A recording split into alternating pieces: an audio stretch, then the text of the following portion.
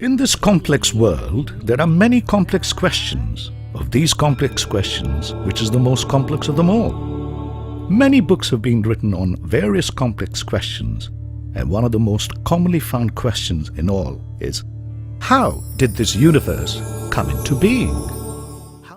If we look at the legends and the details in the Indian scriptures, they not only reveal to us that the stories of the origin of the universe seem to have amazing similarities with cutting-edge discoveries of modern science today, but they also show us how the Indian thought has held forth on questions that the modern science is yet to answer.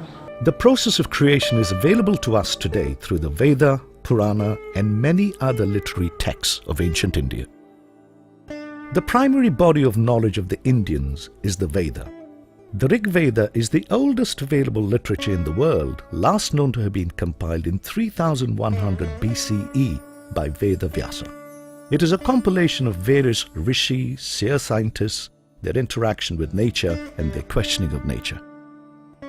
A closer inspection of the Veda reveals that, while this interaction between the rishi and nature may have occurred well over 5,000 years ago, the contents of the passage are valid to this date in our scientific world.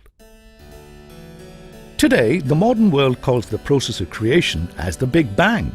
In this modern scientific world, many labs such as the CERN Laboratory of Particle Physics in Geneva, Switzerland, and the Fermi National Laboratory in the United States have been conducting various experiments as to what really happened in the immediate moments after the Big Bang. The very concept of the Big Bang from the cosmic egg came into the scientific parlance because of the postulate put forth by the Belgian Roman Catholic priest Abbé Georges Lemaitre, a mathematician and astrophysicist, in the year 1927. The Vedic Rishi were seer scientists of their times. There were at least over 400 of them. They all lived before 3000 BCE. One of the eminent Rishi, Rishi Parameshti, in his times seems to have asked this question, how this universe and creation came to be. Rishi Parameshti's questioning and understanding of this process of creation is available to us today in the Nasadya Sukta of the Rig Veda. The Nasadya Sukta of the Rig Veda has this thought-provoking and profound description of the process of creation. The Nasadya Sukta talks of a golden-hued womb, the Hiranyagarbha, an indescribable power or energy center which is in oscillation. The Sukta talks of this oscillation as a form of breathing activity which expresses itself as a pulsating Hiranyagarbha. What makes this Hiranyagarbha pulsate? The Rig Veda speaks of two forces, one which is an externally pushing force and the other a force which holds back or holds in. The tug of war between these opposing forces goes on for a period at a standstill because both space and motion do not exist. This is an intervening period between two Brahma creation cycles when time is immeasurable. The seer Rishi Hiranyastupa Angirasa has described the interplay between the forces as a battle between Indra and Vritra in the Rigvedic hymns. During this tug of war between the two kinds of opposing forces, at a particular moment, Indra, the externally pushing force, overcomes Vritra, the holding back force, causing the Hiranyagarbha to burst open and the universe to spring out. The Hiranyagarbha explodes and spews out manifested matter, from which form the galaxies or Mandakini, stars and the rest of the universe. This breaking open of the Hiranyagarbha has been described as Brahmanda Visfotak or universal explosion, which finds a similarity in the modern concept of the Big Bang. For us scientists, it is the Big Bang that holds the key to unlock the secrets of the universe. It's the Big Bang that spewed out constituents of matter that make me, you, and all the nature around us.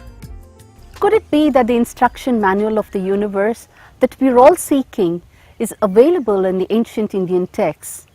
If only we care to see, if only we effort to understand their point of view and language. The concept of the cosmic egg and the Big Bang in the modern world is less than 100 years old. It is therefore very intriguing how the ancient Vedic Rishi had divined the concept of Hiranyagarbha, and their explanation of the process of creation is very similar to that of this cosmic egg and how it burst open to create this universe. The ancient Indian seers have connected with the event of the Brahmanda Visfotak, or the Big Bang, through Om, the sound created by the Big Bang, which has since been reverberating throughout the universe. This Om is called Pranava, or the primordial sound, the breath of the universe. A major breakthrough in our understanding of the workings of the universe came about when two physicists in 1978, Arno Penzias and Robert Wilson, discovered an ever-pervading microwave background radiation.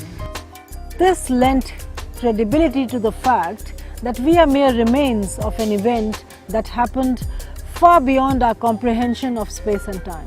This cosmic wave background is a reverberation of that event and serves as a constant reminder of that event, namely the Big Bang. Isn't this similar to the concept of Om?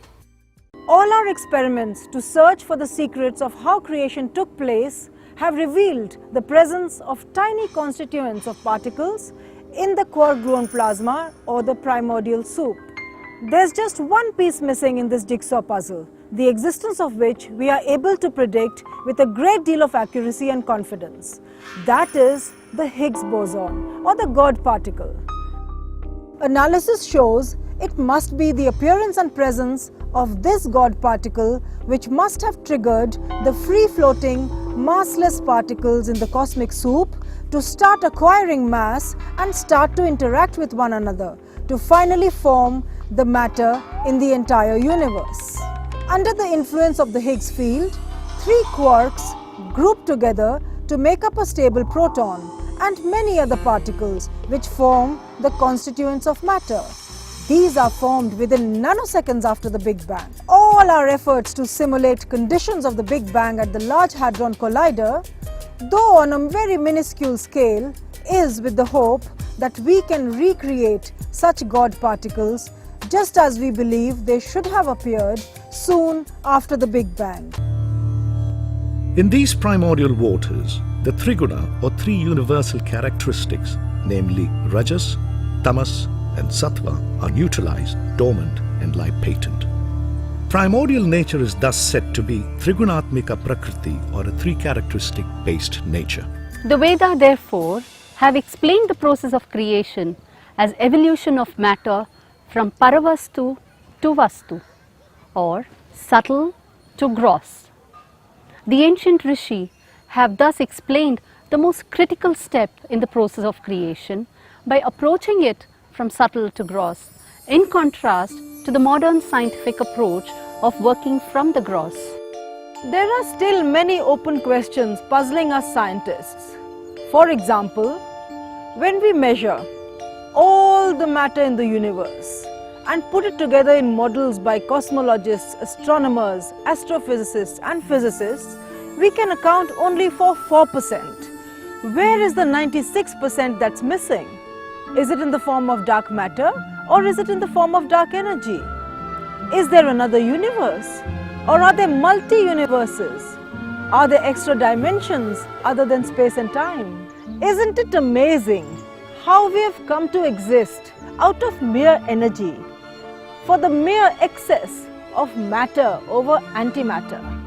What are the properties of this antimatter? What are the properties of this primordial soup out of which all this nature and all of us came to be?